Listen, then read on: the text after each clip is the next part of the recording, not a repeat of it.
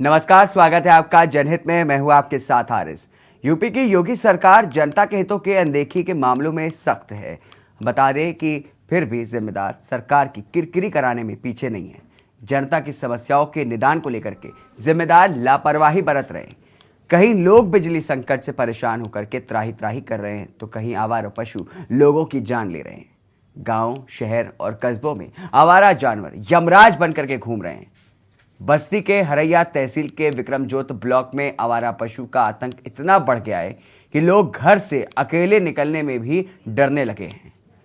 यहां एक सांड अभी तक 6 लोगों की जान ले चुका है। कह सकते हैं कि समस्याएं वहीं की वहीं बनी हुई है। बात चाहे बिजली की हो या फिर आवारा पशुओं की हो, समस्याओं से जनता जूझने को मजबूर है। जिम्मेदार आंखें मूंद करके बैठे। बिजली विभाग का आलम तो यह है कि बवाल पर भी अफसर कुर्सी से हिलते रही हैं और फाइलों में मामले दबा करके भूल जाते हैं। पेश है हमारी ये रिपोर्ट।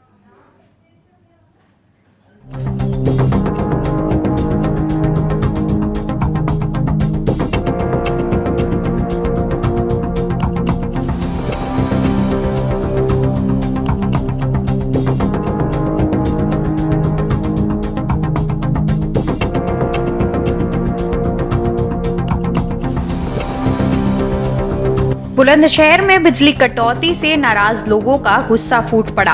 उपभोक्ताओं ने बिजली घर पर जमकर हंगामा किया। दरअसल अघोषित बिजली कटौती से उपभोक्ताओं में कई दिनों से गुस्सा बना हुआ था। खुर्जा में 20 घंटे से विद्युत आपूर्ति न होने पर लोगों ने उपकेंद्र नंबर 4 पहुंच गए और घेराव किया, जिससे नारेबाजी और तेज हो गई। काफी देर तक लोग नारेबाजी करते रहे। वहीं पुलिस ने समझा बुझाकर लोगों को शांत कराया। वहीं गुरुवार को तपती गर्मी में 36 घंटे बिजली नहीं मिलने पर गाजियाबाद के इकराम नगर कॉलोनी के लोगों का गुस्सा फूट पड़ा था। गुस्साए लोगों ने रूपनगर सब स्टेशन पर जमकर हंगामा किया था। लोगों ने अधिशासी अभियंता को उनके ही दफ्तर में बंधक बनाकर 1 घंटे तक कहीं जाने नहीं दिया। लाइन की मरम्मत कर बिजली आपूर्ति बहाल करने के निर्देश के बाद लोगों ने अधिशासी अभियंता को मुक्त किया था। इकराम नगर कॉलोनी के निवासियों ने बताया कि बुधवार की सुबह 6 बजे बिजली गई थी। काफी देर तक बिजली नहीं आने पर सब स्टेशन में सूचना दी गई, लेकिन कोई भी कार्यवाही नहीं हुई। पूरा दिन और रात बीत गई, लेकिन बिजली नहीं आई। गुरुवार सुबह बिजली नहीं आने पर गुस्साए लोग दोपहर करीब 12 बजे रूपनगर सब स्टेशन पहुंचे और पावर कॉरपोरेशन के खिलाफ जमकर नारेबाजी की। अधिशासी अभियंता अरशद खान को उनके दफ्तर में ही लोगों ने बंधक बना लिया। करीब 1 घंटे तक हंगामा चला था। कुछ तस्वीरें आपने बिजली संकट की देखी, तो वहीं जनता की समस्याएं और भी हैं। दरअसल लोग आवारा जानवरों से परेशान हैं। सड़कों पर आवारा जानवर यमराज बनकर घूम रहे हैं। बता दें कि उत्तर प्रदेश सरकार ने गौ संरक्षण के लिए करोड़ों रुपए खर्च कर गौ आश्रय केंद्र बनाए हैं। इसके बावजूद जिम्मेदारों की उदासीनता की वजह से बड़ी संख्या में छुट्टा पशु घूमते नजर आ जाएंगे। इतना ही नहीं, अब यह आवारा सांड लोगों की जान भी लेने लगे हैं। देखिए, वो चूँकि गोड्डा का बॉर्डर है, बस्ती गोड्डा के बॉर्डर पर है। ये शिकायत आई थी, कोई घर से साड़ आ गया था और उसको जन सहयोग से पकड़ा लिया गया है और पकड़ करके गौशाला में घोषित करा दिया गया है। लगभग सर उसमें आधा दर्जन लोगों को घायल हुए। हाँ, ये उसके द्वारा कुछ लोग घायल भी हुए, उनका उपचार भी करा दिया गया है। और हम लोग द्वारा हमेशा वीडियो को और हमारे जो वेटनरी के डॉक्टर हैं, इनकी टीम का गठन कर दिया गया है। और जनपद में जितनी ब्लॉक होते हैं, कैडल कैचर भी हैं, तो हम लोग का पूरा प्रयास है कोई भी इस तरह से निराश्रित गौवंश अगर कहीं भी पाए जाते हैं तो उनको संरक्षित करने की कार्रवाई की जा रही है। आपको बता दें, बस्ती के हरैया तहसील के विक्रमजोत ब्लॉक में आवारा पशु का आतंक इतना बढ़ गया है कि लोग घर से अकेले निकलने में भी डरने लगे हैं। यहाँ एक सांड अभी तक 6 लोगों की जान ले चुका है। छावनी थाना क्षेत्र के सेवरा लाला गांव में महिला को बकरी को चराने के दौरान आवारा पशु ने हमला कर मौत के घाट उतार दिया था। तो वहीं मरहरी गांव निवासी जगन्नाथ मिश्र और वीरपुर निवासी शायरा देवी, मरहरी निवासी नौगी रानी रामकिशोर ने आवारा पशु के हमले से अपनी जान गंवा दी है। वहीं गांव वालों की मदद से किसी तरह सांड को काबू में करके पकड़ा गया है। पूरा फट गया था। किस जगह पे? यही से चेस्ट पे। कै बजे की घटना है? 5 बजे। कौन से गांव के हैं आप? वहाँ गाँव इस सांड के आतंक से कितने दिनों से आप लोग परेशान हैं? बहुत दिन से 2-3 महीने से 2-3 महीने। अब तक कितने लोगों को मार चुका है? 4-5 लोगों 7 लोगों को मार चुका है। 7 लोगों। सांड का आतंक है कम से कम 3 महीने से, जिससे कई लोगों को मार चुका है। अब तक सांड के हमले से कितने लोगों की जान गई है? 5 लोग ना, 5 लोगों की जान जाते हो। कितने लोगों को घायल किया उसने? घायल की संख्या भी कम से कम 11-12 लोग। 11-12 लोग। इसी तरह कान्हा की नगरी मथुरा में गोवंश से स्थानीय और तीर्थयात्री न सिर्फ परेशान हैं बल्कि इनके आतंक से लोगों की जान पर बनाती है। यहाँ आवारा जानवरों के हमले में कई लोग जान गंवा चुके हैं, तो वहीं कुछ लोग घायल होने से अपाहिज का जीवन जी रहे हैं। कहने का मतलब यूपी में लाख प्रयासों के बाद भी आवारा जानवरों की समस्या से लोगों को निजात नहीं मिल पा रही है। लगभग हर जिलों में यह समस्या बनी हुई है। स्पेशल डेस्क के न्यूज़ इंडिया।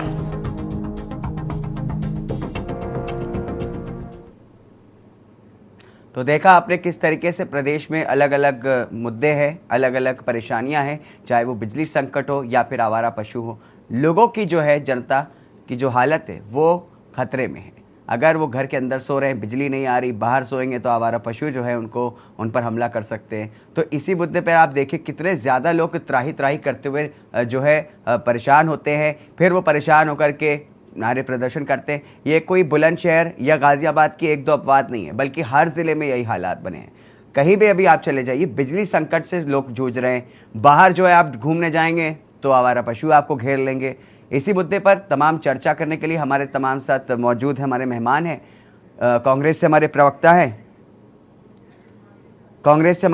अनिल शर्मा हमारे साथ जुड़े हैं। सपा से हमारे प्रवक्ता विवेक पांडे हमारे साथ जुड़े हैं और बस्ती से हमारे संवाददाता शैलेंद्र कुमार हैं। बुलंदशहर से संवाददाता अनिल मीणा हैं और फर्रुखाबाद से ऋषि सिंगर हमारे साथ जुड़े हैं। आप सभी का बहुत बहुत स्वागत है हमारे इस खास कार्यक्रम में। चर्चा कर रहे हैं बिजली संकट और आवारा पशु, जो जनता के बीच बहुत बड़ा एक संकट बन गया है। सबसे पहले हम बात करेंगे हमारे प्रवक्ता है कांग्रेस के, उनके पास हम जाएंगे, उनसे जानेंगे किस तरीके से आपके पास शिकायतें आती हैं, क्या जनता की समस्याएं हैं। कांग्रेस जो है आपकी, जो आप विपक्ष में, आपका एक बहुत अहम रोल है, किरदार है जनता की समस्याओं को सुनने का। क्या कुछ कहती है जनता? हरीश जी, चैनल पर बैठे हुए सभी लोगों को नमस्कार। और आज की जो विषय है आवारा पशुओं का और बिजली का, देखिए आज की स्थिति बड़ी विचित्र है। उत्तर प्रदेश के अंदर आवारा पशुओं का आतंक भयंकर तरीके से व्याप्त है जी। उत्तर प्रदेश की सरकार हर तरह से फेल है। बिजली का उत्पादन, देखिए उत्तर प्रदेश के मंत्री कहते हैं कि जब से सरकार बनी है तब से उत्पादन घटा है, लेकिन जो है गर्मी ज्यादा पड़ गई, इसलिए बिजली की व्यवस्था नहीं हो पा रही। इनका आंकड़ा है 2012 से 17 तक बिजली की मांग 13,598 मेगावाट थी और 2022 में 26,369 मेगावाट बिजली की मांग थी और अब 2023 में 27,611 मेगावाट बिजली की मांग है। लेकिन यह सरकार बिजली उत्पादन के मामले में फेल हो चुकी है जी।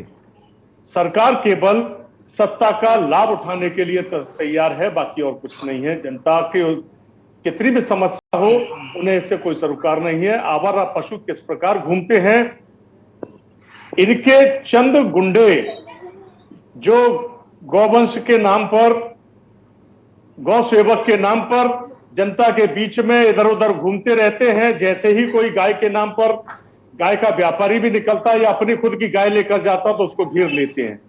आवारा पशु घूमते हैं, गाय सड़कों पर घूमती है, आवारा सांड है और आवारा जानवर हैं, लेकिन इनको उससे मतलब नहीं है। केवल अपनी राजनीतिक रोटियां सेकने के अलावा इनके पास काम नहीं है। यह सरकार पूरी तरह से नाकाम हो चुकी है और जहां तक मैं समझता हूं जी, लेकिन जिस तरीके से बताया जा रहा है कि तमाम गौशालाएं जो है बनाई जा रही है, अलग अलग आश्रय बनाए जा रहे हैं और वहां पर गायों को रखा जा रहा है और बिजली उत्पादन के लिए भी A.K. शर्मा मंत्री हैं, वो कहते हैं कि गर्मी की बढ़ने की वजह से जो है बिजली संकट बढ़ रहा है। आप क्या कर रहे हैं फिर बैठे बैठे? माननीय मंत्री जी बता दें कि उत्तर प्रदेश में आप मंत्री किस लिए बने हैं जी? क्या सरकार कर क्या रही है? आपको पहले से अनुमान नहीं था कि गर्मी का मौसम क्या कहता है? ये आज की समस्या नहीं, हर साल की समस्या है और सरकार 2017 से बरकरार है, लेकिन ये सरकार काम क्यों नहीं करना चाहती? ठीक है, ठीक है। हमारे प्रवक्ता सपा से है विवेक पांडे जी, आपका बहुत बहुत स्वागत है हमारे खास कार्यक्रम में। आपसे जानेंगे, जब आप सरकार में थे तब भी जो है बिजली की समस्या इसी तरह से बनी रहती थी और जो आवारा पशु है उनकी भी समस्या है, अब वो काफ़ी बढ़ गई है। तो सपा समाजवादी पार्टी, आपके मुखिया जो अखिलेश यादव, वो इस मुद्दे को किस तरह से जनता के बीच ले जाते हैं, उठाते हैं, किस तरह की समस्या है? हारिस जी, मैं बहुत ही अनुमोदन के साथ आपकी बातों को सुनते हुए प्रणाम करूंगा पूरे मंच पे उपस्थित पैनलिस्टों को। आदरणीय अनिल शर्मा जी हमारे प्रवक्ता हैं कांग्रेस के, उनको विशेष प्रणाम समर्पित करता हूं।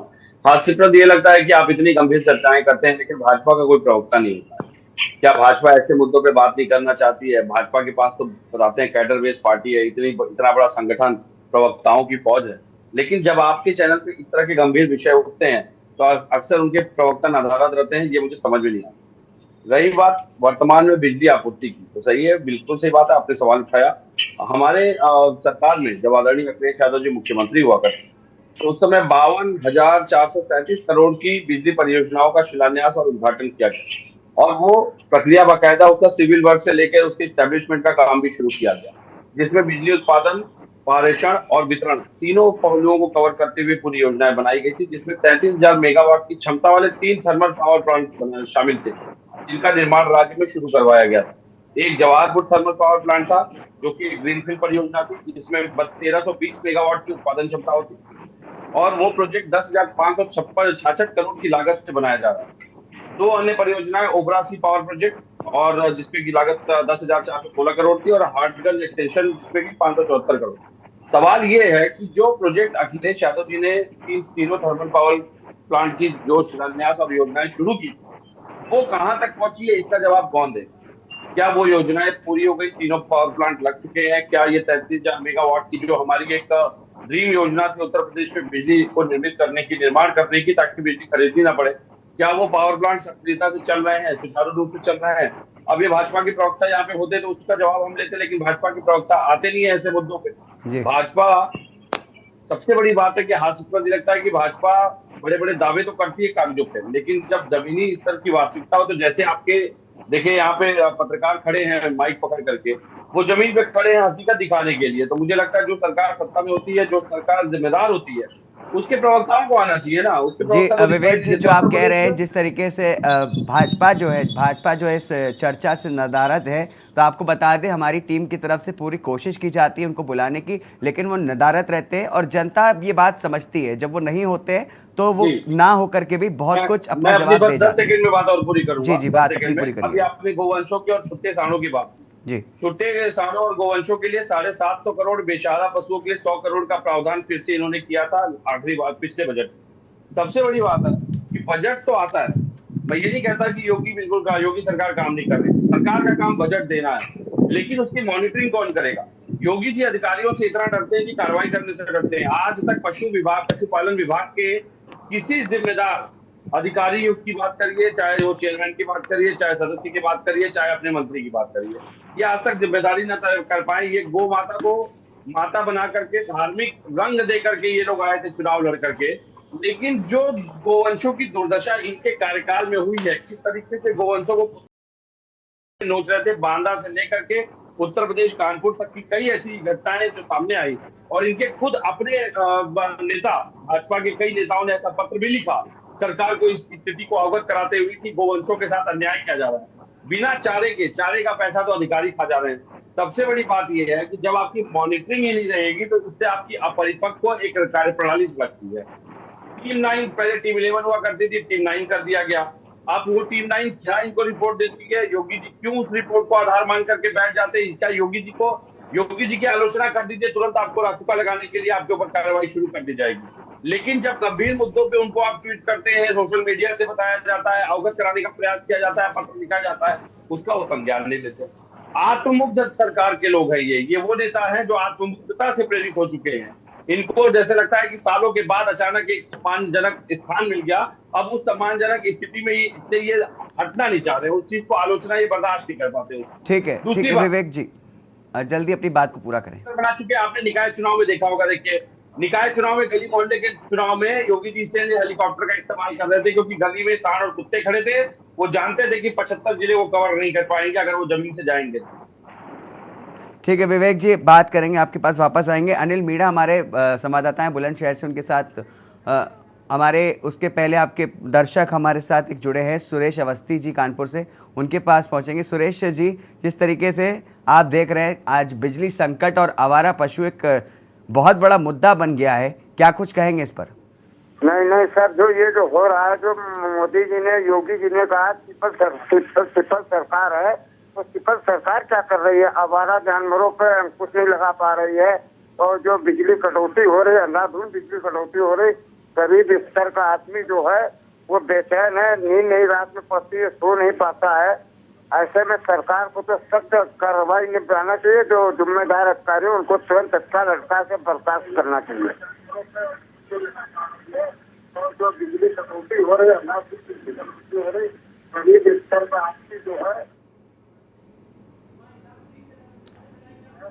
ऐसे में सरकार को तो सख्त कार्रवाई निपटाना चाहिए, जो जिम्मेदार अधिकारी उनको तुरंत तत्काल अटका के बर्खास्त करना चाहिए। जी सुरेश जी, बहुत बहुत शुक्रिया आपका बताने के लिए, अपनी समस्या को हमारे प्रोग्राम में रखने के लिए। तो देखा आपने जिस तरीके से जनता जो है, आम जनता जो है काफ़ी परेशान है, ख़ास तौर से वो त्रस्त होती है तो वो अधिकारियों के पास जा करके, जब वो अधिकारियों के पास जाती है, उनको जिस तरीके से घुमाया जाता है, टहलाया जाता है और कहा जाता है, आश्वासन दिए जाते हैं झूठे, और वो सोचते हैं कि बिजली की संकट जो है वो दूर हो जाएगी और आवारा पशु जो है वो बंद हो जाएंगे, उनको जो है उनको आश्रय में ले जाया जाएगा, लेकिन वो नहीं होता है। तो चलेंगे, हमारे अलग अलग ज़िलों से संवाददाता हमारे साथ जुड़े हैं। बुलंदशहर से अनिल मीणा हमारे साथ जुड़े हैं। अनिल, आपसे जानेंगे जनता के बीच क्या कुछ परेशानियां हैं, सबसे बड़ी परेशानी जो इस वक्त बिजली की है, क्या कुछ बताएंगे इस पर?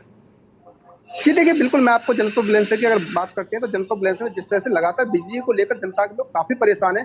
और अगर बात की जाए जिस तरह से गर्मी, जो भीषण गर्मी पड़ रही है और उमस के साथ जिस तरह से गर्मी पड़ रही है, वो कहीं ना कहीं जनता जो लोग हैं उनके लिए कहीं ना कहीं जानलेवा साबित हो रही है। और अगर बात की जाए बिजली की, जो सबसे ज्यादा जो लोगों के लिए जरूरत होती है वो बिजली की होती है, क्योंकि जिस तरह से गर्मी पड़ रही है, अगर गर्मी में लाइट नहीं मिल पाएगी तो जो पक्के मकान है उनमें इस तरह से गर्मी पैदा होती है, जो एक तरह से भगला पैदा होता है कि अंदर घुस नहीं पाते हैं, और लोग जो कहीं ना कहीं इस समय जो जिस तरह से उमस के साथ गर्मी पड़ रही है, तो कहीं ना कहीं जिस तरह से हैजा, डायरिया और जैसी बीमारियां हो रही है। मेरे साथ कुछ जनता के लोग भी मौजूद हैं, इनसे बात करते हैं, और बुजुर्ग लोग मौजूद हैं, हम उनसे भी जानते हैं कि आखिरकार बिजली को लेकर किस तरह की समस्याएं। और आवारा गोवंशों की बात करें तो आवारा गोवंशों ने भी अगर बात की जाए तो लगातार सड़कों पर जिस तरह से घूम रहे हैं, तो लगातार एक्सीडेंट भी हो रहे हैं। तो कहीं ना कहीं सरकार ने दावे तो बहुत किए हैं, उत्तर प्रदेश के मुख्यमंत्री ने अभी निर्देश किए थे कि 18 से 20 घंटे लाइट आएगी, लेकिन अगर लाइट की बात की जाए तो सिर्फ 2 या 2.5 घंटे लाइट मात्र आ रही है, और वो भी अगर बात की जाए तो 2 फीसद में लाइट आ रही है। तो कहीं ना कहीं किसान परेशान थे। मेरे साथ एक बुजुर्ग व्यक्ति मौजूद है, उनसे बात करते हैं।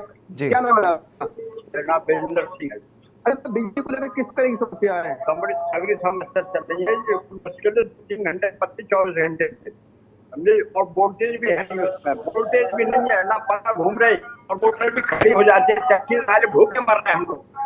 नहीं तो किस तरह से गुजारे? मान लो जिस तरह से भीषण गर्मी पड़ रही है, उसके साथ गर्मी है, बीमारी भी फैल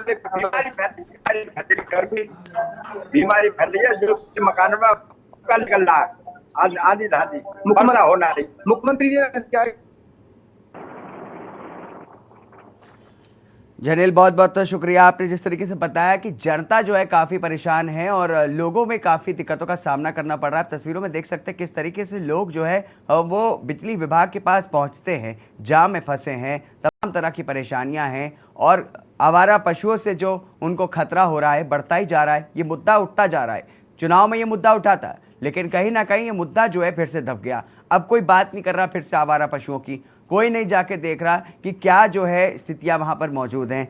चलेंगे हमारे शैलेंद्र कुमार बस्ती से, हमारे संवाददाता हैं, उनसे जानेंगे शैलेंद्र किस तरीके से जनता को समस्याएं हो रही है इस गर्मी में। बता दें कि बिजली की समस्या यहाँ बिल्कुल जैसे आम लोगों के हैं सेम स्थितियाँ है यहाँ।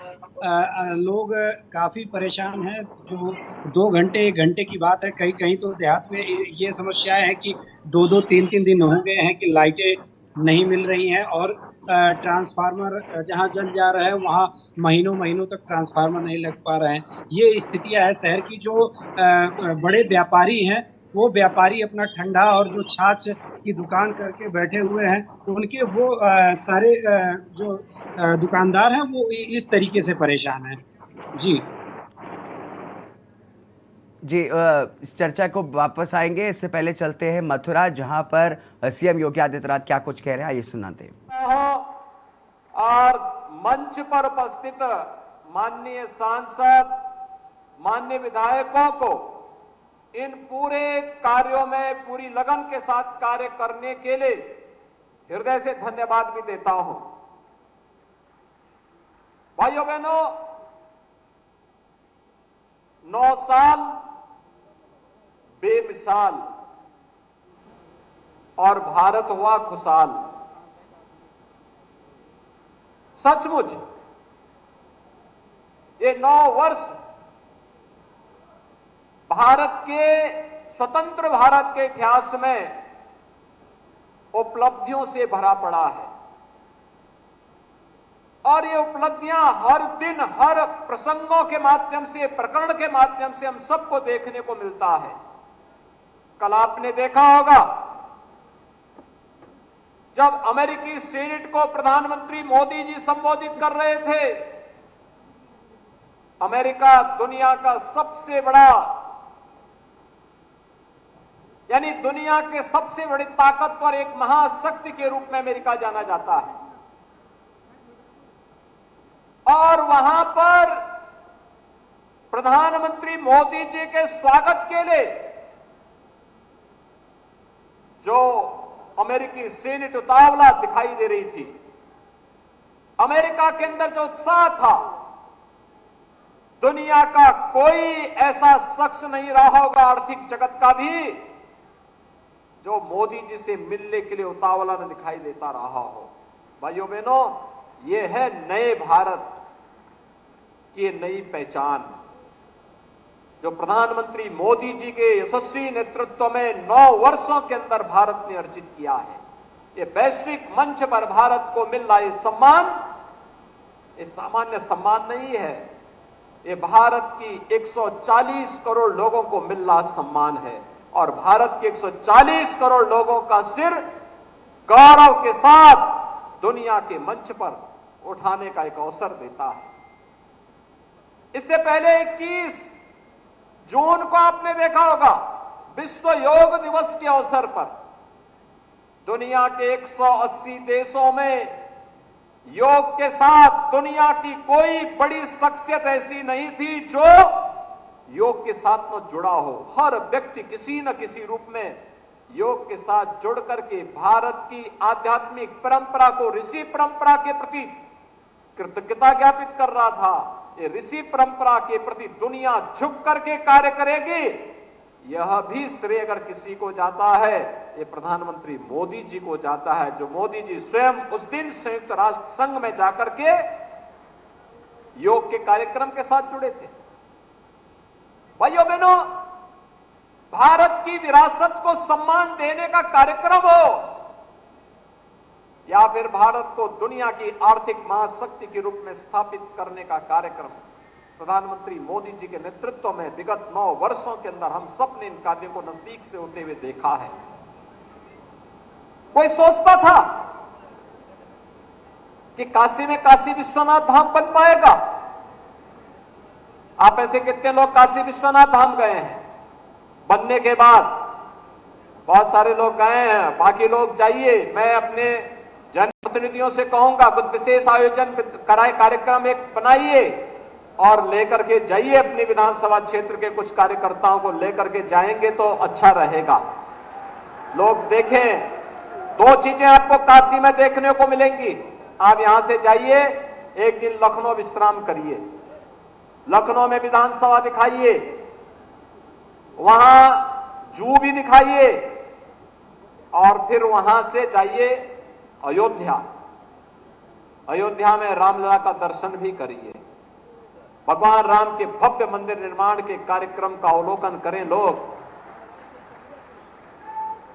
काशी जाइए, काशी विश्वनाथ धाम का दर्शन, काशी विश्वनाथ भगवान का दर्शन करिए, काशी विश्वनाथ धाम का अवलोकन करिए और अंत्योदय के प्रणेता पंडित दीनदयाल उपाध्याय जी, जिनकी जन्मभूमि सौभाग्य से यही मथुरा जनपद है, उनका एक भव्य स्मारक बना हुआ है दीनदयाल धाम में, जनपद वाराणसी और चंदौली के बीच में। चंदौली में बना हुआ है, एकदम गंगा जी के तट पर बना हुआ है। वहां दिखाइए, पंडित जी के पूरे दर्शन को स्मारक के माध्यम से प्रस्तुत करने का कार्य हुआ, बहुत भव्य प्रदर्शन किया गया है। और मुझे लगता है मथुरा के हर विधानसभा क्षेत्र से कार्यकर्ताओं को जाना चाहिए, वहां देखना चाहिए। पंडित जी ने आज से 70 वर्ष पहले, 50 वर्ष पहले, 60 वर्ष पहले जो संकल्प लिया था, वो संकल्प कैसे साकार हो रहा है। वह स्मारक वहां पर उनके संकल्पों को जोड़ता है और आज प्रधानमंत्री मोदी जी के नेतृत्व में वे संकल्प जमीनी धरातल पर उतरते हुए दिखाई देते हैं। और इसलिए भाइयों बहनों, एक तरफ काशी विश्वनाथ धाम और दूसरी तरफ अयोध्या में भगवान राम का भव्य मंदिर का निर्माण। कितने लोग अयोध्या गए हैं इधर? अयोध्या कितने लोग गए हैं इधर जब से राम जन्मभूमि के निर्माण का कार्य प्रारंभ हुआ है? जाइए एक बार वहां भी। मैंने कार्यक्रम तो मैंने आपका बना ही दिया है। तो आपने देखा किस तरीके से सीएम योगी आदित्यनाथ इस समय मथुरा में मौजूद थे और तमाम भाजपा की जो उपलब्धियां बता रहे थे। इस दौरान आपको बता दें कि करोड़ों की सौगात भी उन्होंने जनता को दिया है, तमाम करोड़ों के टैबलेट बांटे हैं और कई परियोजनाओं का लोकार्पण भी किया है। हम बात कर रहे थे बिजली संकट की और तमाम और मुद्दों की, जनहित में, जहां पर हम जनता की समस्याओं से जुड़े हुए बात करते हैं, यानी कि आपकी जो समस्याएं हैं उनसे जुड़े इस समस्याओं पर बात करते हैं। आज हम बात कर रहे हैं बिजली संकट पर और जो आवारा पशु हैं जिनसे जनता को समस्याएं हो रही हैं उन पर बात कर रहे थे। और इस दौरान हमारे साथ तमाम जो पैनल है मौजूद है। आपको बता दें कि तमाम जो है अलग अलग जिलों से हमारे संवाददाता हमारे साथ जुड़े हैं और दर्शक भी हमारे साथ जुड़े हैं। गिरीश शुक्ला एक हमारे दर्शक है, कानपुर से हमारे साथ जुड़े हैं। आपसे जानना चाहेंगे गिरीश, आपसे, जिस तरीके से कानपुर की जनता को बिजली संकट से समस्या हो रही है, हालांकि देखा गया था अभी बिजली जो है संकट एक बहुत बड़ा बन गई थी, क्योंकि जैसे कि हमारा अभी मौसम में बदलाव हुआ है, बारिश हुई थी, उस दौरान बिजली से जनता को बहुत बड़ा संकट हुआ है। क्या कुछ बताएंगे पूरी? जनता को जो है सहयोग करना पड़ेगा, क्योंकि जनता यूज करने में बिजली ऐसी टेक्निकल चीज है जो आपकी मर्जी से नहीं चलेगी। वो जैसा उसका सिस्टम है उसको उस हिसाब से यूज करना और चलाना पड़ेगा। ये सरकारी आदमी और दोनों जनता मिल के करे। दूसरी बात, जनता से आह्वान है, जो सक्षम लोग हैं वो सोलर पैनल अपने अपने घरों में लगवाएं। जिससे बिजली की जो कमी है उसमें कुछ मदद मिले। और ये जो बिजली का जो सिस्टम है डिस्ट्रीब्यूशन, उसको छेड़छाड़ न करें, बैलेंस करके चलने दें, तो आपको ज्यादा राहत मिलेगी। और सरकारी आदमियों को चाहिए कि जो उनकी ड्यूटी दी गई लालच में न पड़े, प्रॉम्प्टनेस से जरा अटेंड कर लें। गर्मी का सीजन है और लोग परेशान है बरसात में। और ये बिजली का जो कनेक्शन वगैरह है डिस्टर्ब करते रहते हैं। RYB फेज है, बैलेंस नहीं चलने देते हैं। एक ही फेज में सब लोड डाल देंगे, ये फूक गया तो उस पर डाल देंगे, वो फूक गया तो उस पर डाल देंगे। ये सब करने से बड़ा संकट आपका कभी टलेगा नहीं।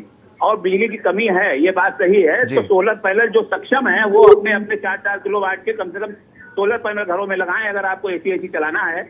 और तमाम AC, तमाम फ्रिज और तमाम ये पंखे घरों में इस्तेमाल करने में थोड़ा कमी लाएं इस सीजन में 2 महीने के लिए, तो आपको संकट में निजात मिलेगी।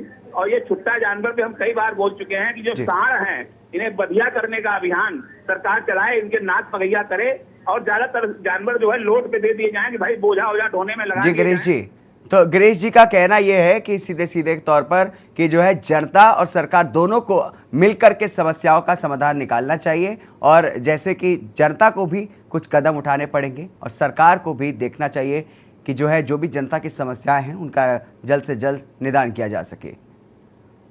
तो चर्चा में हम आगे बढ़ेंगे। तमाम हमारे संवाददाता हमारे साथ मौजूद हैं। हमारे संवाददाता, हम बात कर रहे थे शैलेंद्र कुमार बस्ती से, हमारे संवाददाता हमारे साथ जुड़े हैं। शैलेंद्र, आपसे जानना चाहेंगे जिस तरीके से जनता की समस्याएं सामने आ रही बिजली को लेकर के और आवारा पशु को लेकर के, क्या कुछ कहना है वहाँ की जनता का? जी आपको बता दें कि यहाँ जानवरों से आए दिन तमाम समस्याएं बढ़ती जा रही हैं। ये तहसील की बात की जाए तो यहाँ एक तहसील में ही अभी इस 1 महीने के आंकड़े में 6 लोगों की मृत्यु हुई और 7 लोग घायल हैं। ऐसे अगर पूरे जिले के आंकड़े तय किए जाए तो काफी संख्या में काफी लोग ऐसे चोटिल हुए और जो है उस समस्याओं के शिकार हुए। लेकिन यहाँ बस्ती प्रशासन जो है वो अपने कागजों में सारे चीज मेंटेन करके वो प्रशासन को ये भेजती रहती है कि 100% जो है यहाँ के जो जानवर है वो जो गौ संरक्षण केंद्र जो बना हुआ गौशाला वहाँ उन जानवरों को शिफ्ट कर दिया गया है। लेकिन देखा जाता है कि आए दिन कहीं न कहीं जो है कोई गाड़ी से चोटिल हो जाता है, कहीं कुछ हो जाता है, लेकिन इन सब समस्याओं को दूर करने के बजाय प्रशासन जो है वो मुखदर्शक बना हुआ नजर आता है। और बिजली की बात की जाए तो बिजली की भी समस्याएं बिल्कुल एकदम जटिल है। शहर के जो व्यापारी है कहीं लो वोल्टेज से परेशान हो रहे हैं, तो कहीं जो है बिजली टाइम से नहीं, घंटे 2 घंटे पूरे दिन में बिजली मिल पा रही है, जिससे उनके छाछ और जो दही व्यापारी या ठंडा वगैरह जो बेचते हैं उनको इन समस्याओं से काफी जूझना पड़ रहा है। और समस्याएं बिल्कुल बनी हुई हैं, वो दूर होने का नाम नहीं ले रही हैं और प्रशासन बिल्कुल उस पर कोई अमल नहीं करता हुआ नजर आ रहा है। जी बहुत बहुत शुक्रिया तमाम जानकारी देने के लिए। तो विवेक पांडे हमारे संवाददाता, हमारे प्रवक्ता हैं समाजवादी पार्टी से, उनके पास आएंगे। उससे पहले अनिल शर्मा हमारे कांग्रेस के प्रवक्ता, उनसे बात करेंगे। अनिल जी, जिस तरीके से देखा जा रहा है कि जनता जो है तमाम समस्याओं से जूझ रही है, उसके बावजूद भी जब विकास की बात आती है तो वो भाजपा का नाम जरूर लेती है। तो कहीं ना कहीं देखा जाता है कि जनता जो है ये सब समस्याएं जो होती हैं चुनाव के टाइम पे भूल जाती है। उसको ये नहीं याद आता कि बिजली किस तरीके से कनेक्शन आया था, आवारा सांड के क्या हाल है। कहीं ना कहीं वो मुद्दा जो है वो बन नहीं पाता है चुनाव में। क्या कुछ उसके लिए बताएंगे आप? हारिस जी, अभी आपने ये एक वीडियो दिखाया है जी, उत्तर प्रदेश के मुखिया आपके योगी जी जिस प्रकार से भाषण जनता को भ्रमित करने का काम कर रहे थे। अच्छा, कि आप अयोध्या जाइए, लखनऊ जाइए, 2 दिन रुकिए, 4 दिन रुकिए, क्या दिखाना चाहते हैं? इस प्रकार के जो भाषण होते हैं, आखिर इनको इतनी सफाई करने की आवश्यकता क्यों पड़ रही है? उत्तर प्रदेश में जगह जगह लोग परेशान है, किसान परेशान है, नौजवान घर में बुजुर्ग परेशान है, जगह जगह बिजली की समस्या, आवारा पशुओं की समस्या जो आप दिखा रहे हैं, इस समस्या से हर कोई रूबरू है जी। उत्तर प्रदेश सूबे के मुखिया उस समस्या को दूर करने का काम क्यों नहीं करते? अपने लोगों को वहां यात्रा पर भेजना चाहते हैं, उनको खेतों में भेजिए, बोलिए, जाइए अपने एक एक कार्यकर्ता को बोलिए कि जाकर वहां खेतों में एक एक किसान के घर जाकर वहां चौकीदारी करें, जैसे आवारा पशु उनके खेतों में ना घुसे, उन्हें कटीले तार न लगाने पड़े, रात रात भर जाकर किसानों को अपनी और बहुत से किसानों को आत्महत्या होने पर मजबूर होना पड़ रहा है, उस पर ना होना पड़े। क्यों नहीं करना चाहते? जनता से उम्मीद रखते हैं, जनता के लिए भला नहीं करना चाहते, अपने व्यापारी हित भाइयों को लाभ देने का काम करते हैं। आगरा में टोरेंट पावर चल रही है, कानपुर में चली, और जगह विद्युत विभाग के जो प्राइवेटेशन की इनकी बिजली की दरें अलग अलग है, उनको क्यों नहीं नियमित करते? 100 यूनिट तक अलग दर है, 150 200 से 200 तक अलग है, 300 से 350 अलग है। क्या करना चाहते हैं? लेकिन अनिल जी, मैं आपसे एक बात जानना चाहूंगा। जिस तरीके से आपने बताया कि जनता काफी परेशान है, लेकिन फिर भी कहीं ना कहीं देखा जाता है कि भाजपा के साथ खड़ी हो जाती। जब वो कहते हैं कि लखनऊ जाइए, आगरा जाइए, मथुरा जाइए और तमाम जो देखिए, तो जनता उस बात को मानती है। लेकिन जब दिक्कत सामने आती है, जब बिजली की संकट पैदा होता है, जब लोग पावर हाउस पहुंचते हैं उनकी आवाज उठाने के लिए और उनको उनकी आवाज को और ऊपर तक ले जाने के लिए कोई सुनता नहीं, उनकी सुनवाई नहीं होती, कोई अधिकारी नहीं सुनता। अधिकारी को भी कोई डर नहीं है क्योंकि उनके ऊपर भी कोई सवाल आता नहीं, बात इसकी होती ही नहीं, चर्चा होती ही नहीं, किसी को सरकार को परेशानी होती ही नहीं। और एक बात और आपसे जानना चाहेंगे, जिस तरीके से, क्योंकि सिर्फ उत्तर प्रदेश में बिजली के संकट पैदा नहीं होता है, तमाम जगह और भी राज्य हैं जहां पर जो है इस तरह की परेशानियों का सामना करना पड़ रहा है। तमाम जिले हैं, चाहे वो छत्तीसगढ़ राज्य हो, चाहे वो राजस्थान हो, आपके भी कांग्रेस के भी कई अलग अलग सरकारें हैं, वहां पर आप बताइए किस तरीके से इस जो है परेशानियों का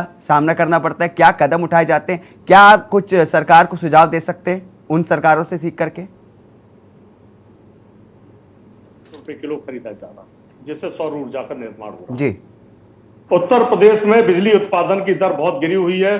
छत्तीसगढ़ में, राजस्थान में, अन्य प्रदेशों में बिजली उत्पादन की दर बढ़ी हुई है। बिजली उत्पादन का काम होता है जनता को अगर हम लोग वहां सरकार के रूप में अगर उनसे बिजली का कर ले रहे हैं तो बिजली उत्पादन करके बिजली भी दे रहे हैं। यहाँ के लोग उत्तर प्रदेश की सरकार केवल भ्रमित करने का काम करती है। मैं एक बात सवाल पूछना चाहता हूँ आपके माध्यम से उत्तर प्रदेश की सरकार से, कि एक तो भारतीय जनता पार्टी के जितने प्रवक्ता हैं या नेता हैं वो कभी भी इस तरह की डिबेट पर नहीं आना चाहते हैं, और हिंदू मुस्लिम का मामला आ जाए तो तुरंत आ जाते हैं। आखिर ऐसी जनता की समस्या जब रूबरू होने का टाइम होता है, मेरे ख्याल से आप लोग उसको आमंत्रित करते होंगे कि भारतीय जनता पार्टी के प्रवक्ता जवाबदेही के लिए आए, लेकिन वो नहीं आते। क्यों? एक बहुत बड़ा प्रश्न है, क्योंकि वो अपनी जवाबदेही से बचना चाहते हैं। किसान परेशान, उनको ये संकट नजर ही नहीं आता। वो तो कहते हैं कोई संकट ही नहीं है। जो विपक्ष जो है वो जबरदस्ती इसको मुद्दा बना रही है। संकट उनको इसलिए नजर नहीं आता क्योंकि उन्हें टिफिन की मीटिंगों से फुर्सत नहीं, उन्हें किसान मित्र बनाने से फुर्सत नहीं, उन्हें महिला मित्र बनाने से फुर्सत नहीं, उन्हें महिलाओं के साथ शोषण करने से फुर्सत नहीं। जी। उनके नेताओं के साथ जो वीडियो वायरल हो रहे हैं, आप देख रहे हैं किस प्रकार से वो लोग किस तरह से अत्याचार कर रहे हैं। विवेक जी, अनिल जी, हम आपसे चाहेंगे कि इस चर्चा पर बने रहे हम लोग। उससे पहले मैं आपको बता दें कि प्रेम हमारे दर्शक है, चेन्नई से हमारे साथ जुड़े हैं। प्रेम, आपसे जानना चाहेंगे, जिस तरीके से चेन्नई में आप रहते हैं, क्या वहां पे भी इस तरह की समस्याएं सामने आती, जैसे कि यहाँ पर हम देखते हैं कि बिजली का बहुत बड़ा संकट हो जाता है गर्मी में, और आवारा पशुओं का एक बहुत बड़ा संकट हो जाता है, क्या कुछ कहेंगे?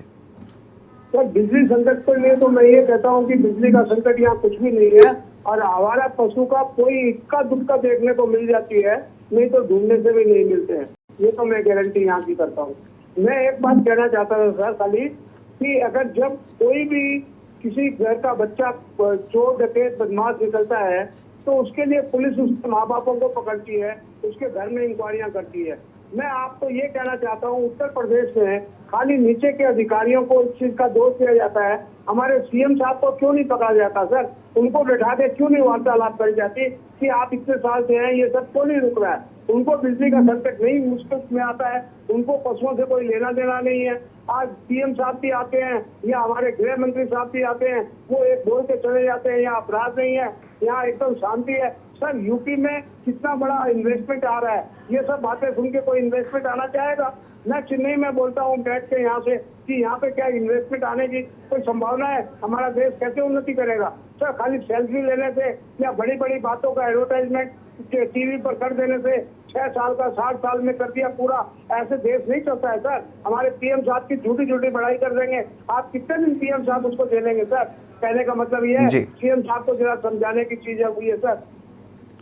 जी प्रेम, बहुत बहुत तो शुक्रिया अपनी राय हमसे साझा करने के लिए। तो आपने देखा, ये जनता है, ये जनता सब कुछ जानती है, सब कुछ समझती है, और उसके तमाम जो है मुद्दे हैं जनता के पास, वो उनको पता है कि क्यों हैं।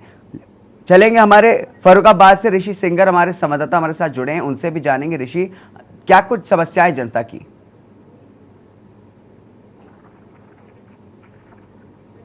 ऋषि, अपने आप को अनम्यूट कर ले और अपना जवाब दे।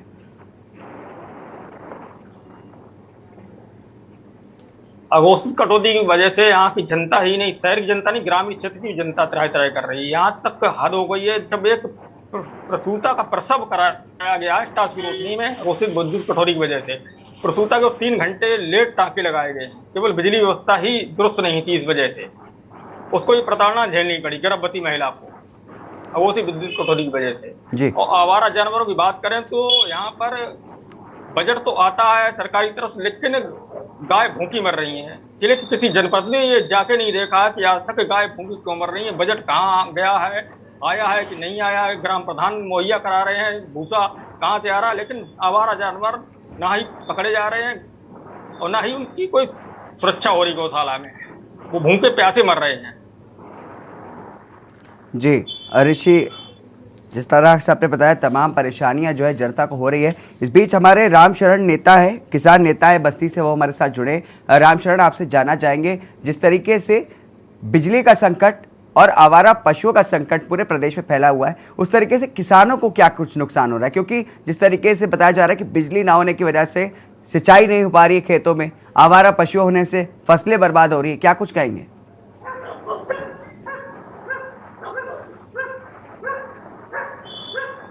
अनम्यूट कर ले रामशरण जी अपने आप को, आपकी आवाज नहीं पहुंच पा रही है। रामशरण जी जी बताइए, आपकी आवाज आ रही है, बताइए सर। सबसे बड़ा मुद्दा है उत्तर प्रदेश में, देश के अन्य राज्यों में किसान के लिए बिजली फ्री मुहैया कराई जाती है और ये सरकार किसानों के लिए आई थी। इन्होंने लोग लुभावन वादे हम किसान को किए थे कि फसल का रेट दुगना करेंगे और उस कदम से कहीं काम नहीं हुआ। हमारा फसल सारा भुट्टा पशु चर लेते हैं और बिजली आती नहीं है। हम लोग बिल देते हैं, उसके बाद भी हमें सिंचाई करने के लिए नहीं मिलता है। कनेक्शन के लिए जाइए तो साल साल भर लग जाता है, कनेक्शन के लिए दौड़ते रहिए और कनेक्शन नहीं मिल पाता है। बिजली विभाग के इतनी लापरवाही है और कहीं खंभा खराब हो गया, कहीं पोल या मीटर खराब हो गया, कहीं कुछ, तो हम लोग उससे सिंचाई नहीं कर पाते। अगर हम लोग कहीं चोरी कर लिए तो चोर कहलाएंगे। आप बिजली जो चोरी होती है इसको रोकने के लिए किसान भाइयों के लिए किया क्या है आपने? किसानों के लिए तो आपने फसल का इतना बड़ा नुकसान कर दिया। आप डबल की बात करते हैं, हमारी फसलें ही किसान की जो फसलें हैं छुट्टा पशु चर लेते हैं। छुट्टा पशुओं की वजह से बस्ती जिले में सर 6 लोगों की जान चली गई, किसान भाइयों, उनके परिवार के लोग। 13 लोग घायल हैं। अभी जो हमारे सरकारी आंकड़े हैं उसके अनुसार, जो सरकारी आंकड़े नहीं होंगे वो उसकी तो बात छोड़िए, एक जिले की बात है। जब इतने लोग जान दे रहे हैं तो उसमें आप बताइए उस देश का क्या हाल होगा जिस देश में किसान जब, अभी मैं छोटी सी बात कह रहा हूँ, जब लॉकडाउन लगा था साहब, पूरी दुनिया त्राहिमाम थी। एक हमारा देश था जो किसानों ने सबको अन्न मुहैया कराया और उनके लिए सरकार कुछ नहीं कर रही है और वादे खाली। अभी आपके चैनल पे मैं देख रहा था, योगी जी इतने बड़े बड़े वादे कर रहे थे। अगर हम इस धार्मिक स्थल पर घूमेंगे तो क्या हमारा पेट भरेगा? हमें तो उस किसान हैं, हम लोग खेत में काम करेंगे तभी हमारा पेट भरेगा। हमारे खेत का सारा नुकसान पशु कर ले रहे हैं, बिजली मिल नहीं रही है, हम लोग धूप में गर्मी में काम करते हैं। बताइए हमारा क्या भला हो सकता है? हम जी रामशरण जी, जिस तरीके से आपने समस्या रखी और बताया किस तरीके से आप लोगों को, किसानों को परेशानी होती है, एक दर्शक हमारे साथ जुड़े अनिल शाहजहांपुर से, उनसे जानेंगे क्या कुछ राय उनकी। सर अनिल जी सर, जी बताइए आपकी क्या कुछ राय है इस पूरे मुद्दे पर? हम सर ये कह रहे सांडबाजी समस्याओं पर जो आप उठा रहे बहुत अच्छी है, लेकिन इसी तरह बंदरों को भी उठाइए साहब। बंदरों से इतना बच्चों को परेशान, कई बार तो हमारे घर में हमारी धर्म पत्नी को 2 बार काट चुके, 18 से का इंजेक्शन लगवाना पड़ा। हमारे यहाँ कैजाब में बंदर बहुत, कम से कम 1 लाख बंदरों का। और सर ये सांड तो जहाँ देखो वहाँ मार रहे हैं, जहाँ घूम रहे हैं सब। जी, और कोई समस्या? सर आप करिए। नहीं और नहीं सर, इन 2 समस्याओं को आप कराइए यार, हम आपसे बहुत प्रभावित हैं। अब सर आपको दीर्घायु प्रदान करें। जी बहुत बहुत शुक्रिया अनिल जी, अपनी समस्या हमारे साथ साझा करने के लिए। तो देखा आपने किस तरीके से बिजली का संकट, आवारा पशुओं का संकट के साथ साथ अब एक बंदरों का आतंक भी जो है जनता के लिए बहुत ही बड़ी परेशानी का सबब बन गया है। हमारे संवाददाता है जयवीर मावी गाजियाबाद से, उनके पास चलेंगे। जयवीर, क्या कुछ कहेंगे इस पूरे मुद्दे पर, क्या कुछ संकट है जनता को? देखिए हारिस, जिस तरह लगातार गर्मी का तापमान बढ़ रहा है, वही बिजली की जो समस्या है वो लगातार बढ़ती हुई जा रही है। जैसा लगातार सभी हमारे जो साथी हैं वो बोल रहे हैं कि उत्तर प्रदेश के जो मुखिया हैं लगातार दावे करते हैं। मैं आपको बता दूं कि किसी भी समस्या के लिए लगातार जैसे ही समस्या शुरू होती है तो कहीं ना कहीं प्रदेश सरकार की तरफ से दावा किया जाता है कि ये समस्या इस तरह से हल हो पाएगी। बिजली कटौती को लेकर जब बिजली कटौती की बात हुई, लोगों के सामने समस्याएं आनी शुरू हुई, तो उत्तर प्रदेश के माननीय मुख्यमंत्री योगी आदित्यनाथ जी ने लखनऊ से दावा किया कि बिजली कटौती किसी भी कीमत पर नहीं की जाएगी और ग्रामीण क्षेत्रों में भी 18 से 20 घंटे लाइट दी जाएगी। लेकिन बड़ा सवाल उठता है कि जो आदेश यानी कि जो घोषणा लखनऊ से हुई वो आखिर कहां पर रुकी हुई है। देहात क्षेत्र की बात करें, शहरी क्षेत्र की बात करें, सभी जगह पर गाजियाबाद जनपद में पूरी तरह से बिजली कटौती, और वो भी पूरी तरह अघोषित, यानी कि कोई जिस तरह से जो एक शेड्यूल होता है, जिस तरह एक लाइट का जो टाइम होता है, उसके अलावा भी जो बिजली कटौती है बड़े पैमाने पर की जाती है। अब गाजियाबाद के लोग लगातार देर रात जब गर्मी से परेशान हो रहे हैं और लाइट नहीं है, तो ऐसे में धरने प्रदर्शन तक की नौबत आ चुकी है और लगातार प्रदर्शन भी कर रहे हैं। अगर देहात क्षेत्र की बात करें तो स्थिति बहुत ही भयानक और खतरनाक स्थिति है। देहात में जहाँ पर 18 घंटे लाइट की बात जो उत्तर प्रदेश की सरकार द्वारा की जाती है, लगभग 8 घंटे भी लाइट देहात के कई गाँव ऐसे हैं जहाँ पर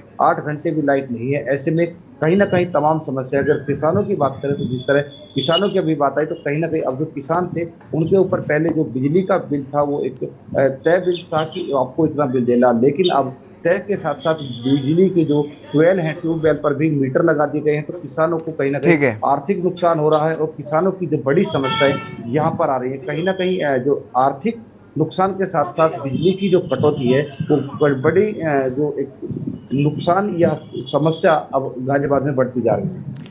ठीक है, तो जिस तरीके से तमाम समस्याएं जनता ने रखी, तमाम समस्या जो है हमारे संवाददाताओं ने बताई।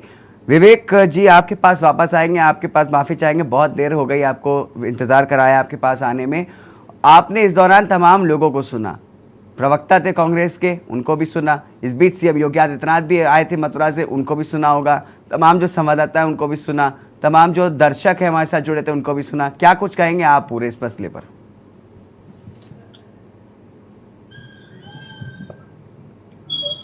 जी अनम्यूट कर लें विवेक जी, आपकी आवाज़ नहीं आ रही, अनम्यूट कर लें, अपनी बात को पूरी विस्तार से रखें। मेरी आवाज आ रही है? जी बिल्कुल आ रही है।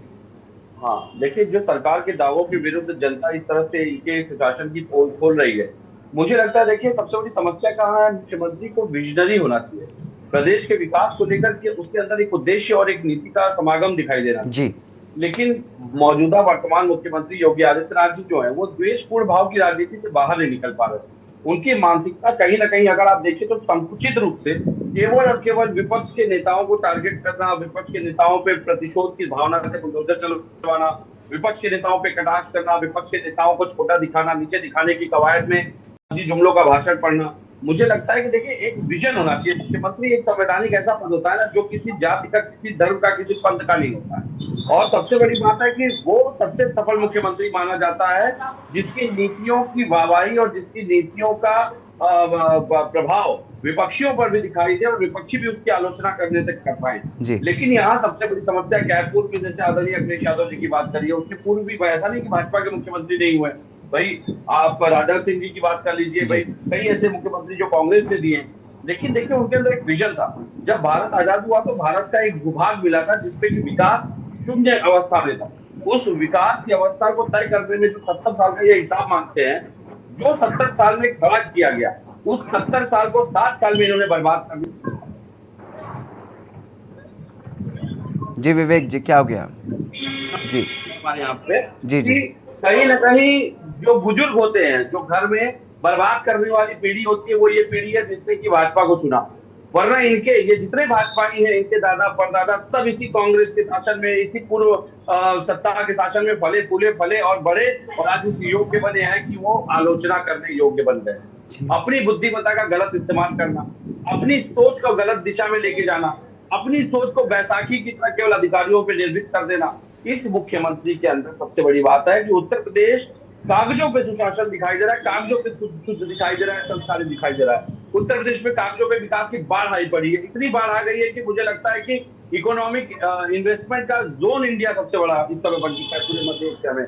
लेकिन सबसे बड़ी बात क्या है, जमीन पे स्थिति जो है शून्य है। पहले कार्यकाल में 1043 MOU होते हैं जिसमें कि पशुपालन और डेयरी से लेकर के मुझे लगता है कि कोई एक ऐसी इंडस्ट्री नहीं आई जिसने की कोई काम किया हो। जो आज आप लखनऊ में पराग और इसकी डेयरी देख रहे हैं, जो प्लांट लगा हुआ है वो आदरणीय अखिलेश यादव जी के कार्यकाल में लगा हुआ है।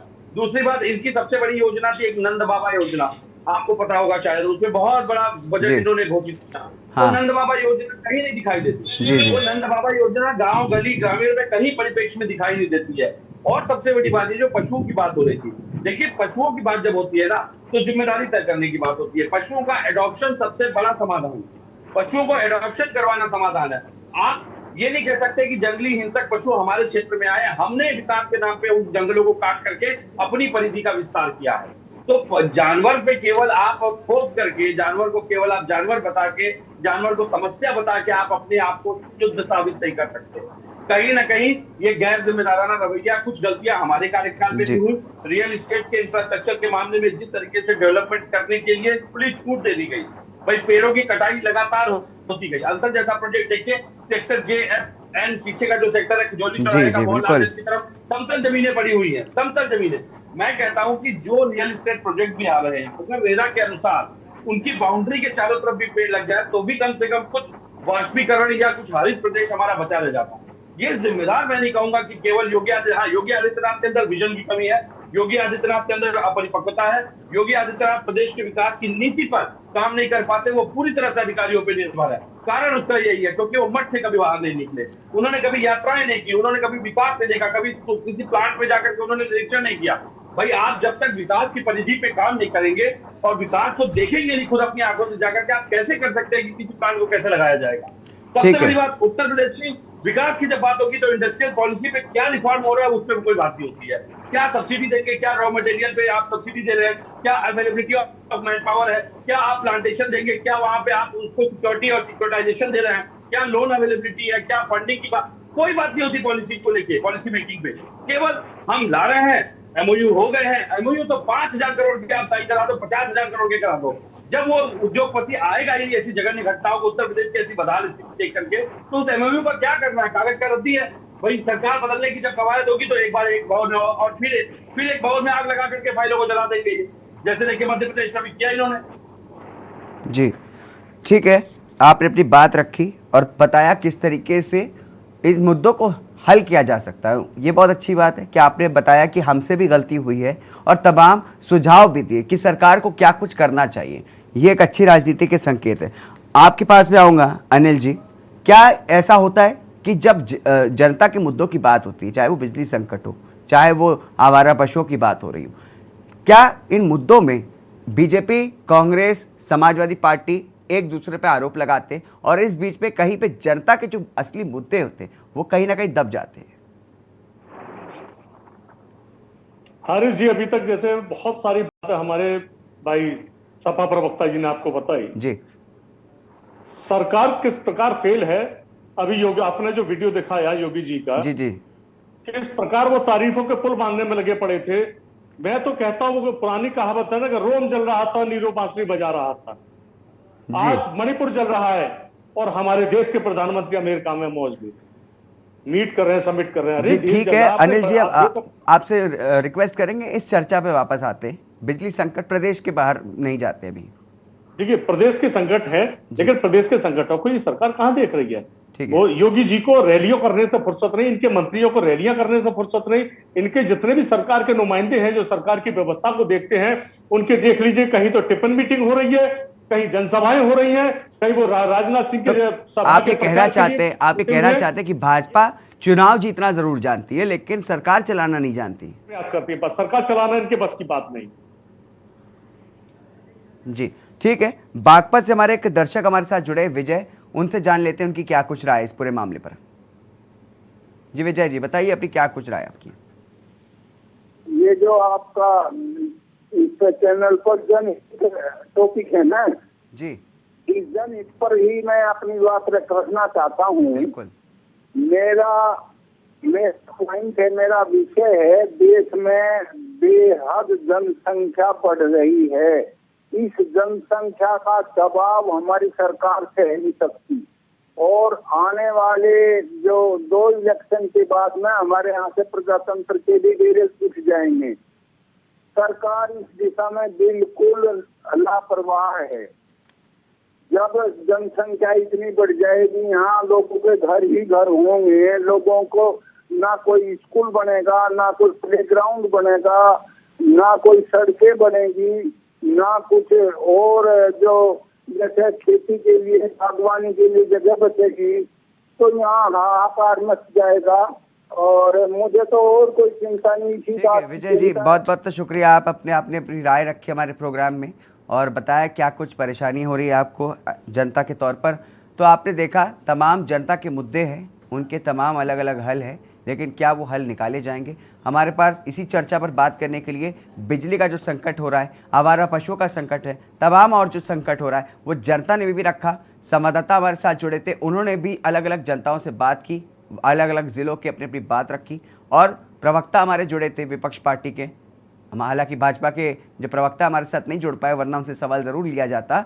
और भाजपा के हमारे सवाल से मैं रिक्वेस्ट करूंगा कि अगली बार ज़रूर इस चर्चा में आएँ और अपनी जो जनता की जो समस्याएं उनका जवाब दें। आप सभी का बहुत बहुत शुक्रिया हमारे साथ इस चर्चा पर जुड़ने के लिए और इस पर विस्तार से बात करने के लिए। इसी तरह से जनता के मुद्दों पर हम रोज़ बात करते रहेंगे। बहुत बहुत शुक्रिया आप सभी जनता का भी। इसी के साथ नमस्कार।